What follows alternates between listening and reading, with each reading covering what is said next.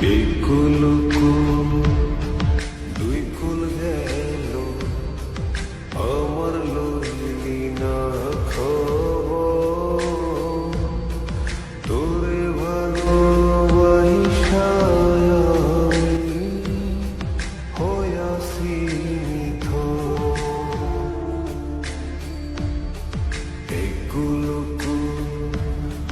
দুই কুল গেল আমার লইলি না খবর, তোরে ভালোবাসা আমি হইয়াছি নিথর। ও বন্দে এত পাষাণ হইলি কেমনে, ও বন্দে এত পাষাণ হইলি কেমনে।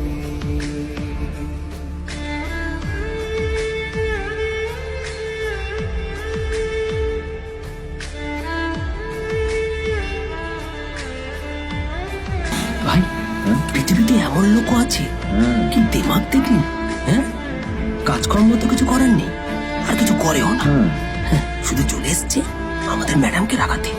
এই 1 বছরে না কিচ্ছু বদলায়। আরে আমি তো ভেবেছিলাম যে এর সাথে ম্যাডামের আর কোনো সম্পর্কই নেই, কিন্তু না, এখন যা দেখছি উল্টে ম্যাডামের মাথায় উঠে নাচছে। আমার মাঝে মাঝে মনে হয় এদের দুজনের বিয়ে কিভাবে হলো?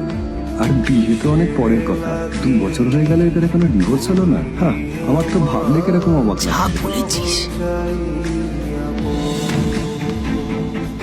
ম্যাডাম ম্যাডাম ম্যাডাম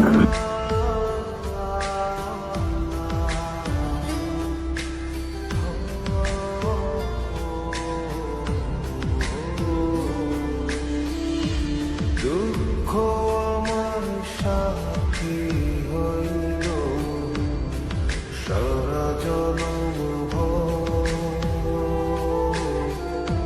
কিসের লাগি করলি আমার সব চাইয়া পর। আর কত কাল আমি তো তোমার সবচেয়ে প্রিয় মেয়ে ছিলাম বাবা, তাই তাই আমি সবসময় ভেবেছি যে তুমি আমার জন্য যাকে সিলেক্ট করবে সে সব থেকে শ্রেষ্ঠ হবে। তাই আমি নিজে থেকে কখনো কোনো রিলেশনশিপে যাইনি, আর তোমার কাছে বিয়ের কোনো শর্তও রাখিনি। কিন্তু কিন্তু তুমি না আমার সাথে কি করলে? এই গাধাটার সাথে আমাকে বিয়ে দিলে।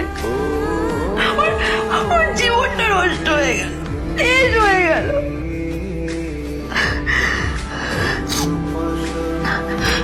আমি যদি একটু জানতাম যে ও ও কিছু করে না, ঘর চাপাই হয়ে থাকবে, এইসব কাজকর্ম করে, তাহলে কোনোদিনই বিয়েতে রাজি হতাম না বাবা, কোনোদিন না, কোনোদিন।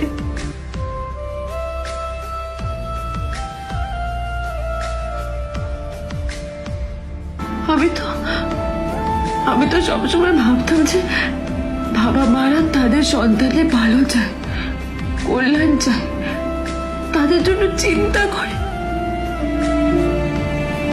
কিন্তু কিন্তু বাবা তুমি আমার জন্য একটু চিন্তা করোনি।